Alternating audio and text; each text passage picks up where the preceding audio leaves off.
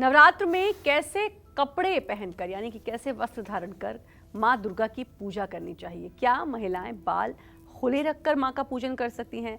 क्या नवरात्र रखने वाला व्यक्ति पूरे 9 दिन जमीन पर ही सोए? क्या है इससे जुड़े हुए नियम? आइए पंडित जी से जानते हैं। बताइए पंडित जी। देखिए, माँ दुर्गा की पूजा श्रद्धा,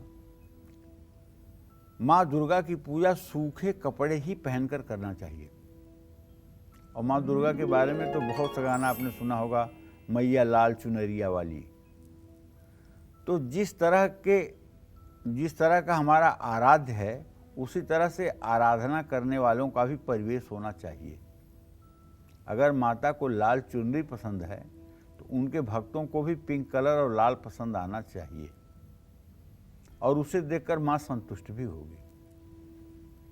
दुर्गा सप्तशती में, दुर्गा मानस पूजा में आदि शंकराचार्य लिखते हैं, गंधर्वामर किन्नरः प्रयतमाः संतान हस्ताम्बुज प्रस्तारै गृह्यमाणमुत्तमतरं काश्मीर जा पिंजरम।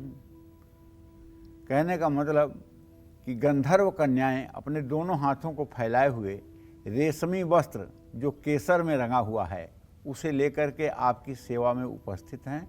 इस वस्त्र को स्वीकार करो माँ। गंधर्वामर किन्नरः प्रयतमा संतान हस्ताम्बुज प्रस्तारै गृह्यमाणमुत्तमतरं काश्मीर जा पिंजरम मातर भास्वर भानुमंडल लसत कांति प्रदानोज्वलम चैतन्यर्मल मातनोतु वसनम श्री चंडिके श्रीपदे। तो अब आप भी समझ गए होंगे कि आदिकाल से ही केसरिया रंग, गुलाबी कलर और लाल रंग का वस्त्र माता को परिधान के रूप में पहनाने का विधान माना गया है, और भक्तों को भी चाहिए कि वो भी माता के ही अनुकूल अपना वेश परिवेश करके पूजा पाठ की प्रक्रिया शुरू करें। गीले कपड़े पहन करके माँ दुर्गा की भूल करके भी आराधना नहीं करनी चाहिए। नवरात्र में महिलाएं बाल खोलकर या गीले बालों में माँ दुर्गा की पूजा ना करें। नवरात्रि में हवन, पूजन और जप करते समय भी महिलाएं अपने बाल खुले या बिखेर करके न रखें।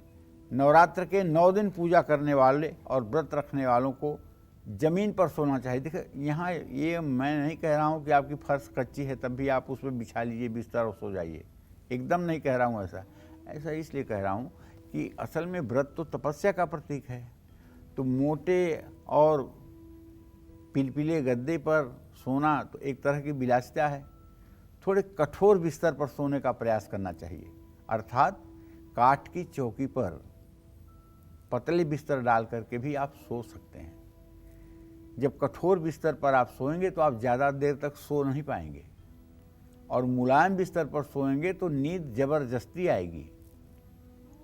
किसी तख्त पर भी सोया जा सकता है, लेकिन ध्यान रखना कि अगर पूजा घर में तख्त है तो उसकी ऊंचाई पूजा के मंदिर से ऊपर नहीं होनी चाहिए। परिवार से बाहर के किसी व्यक्ति को दिया कोई भी सामान आपको प्रयोग में कभी भी नहीं करना चाहिए। नवरात्र में व्रत करने वालों के लिए निषेध है।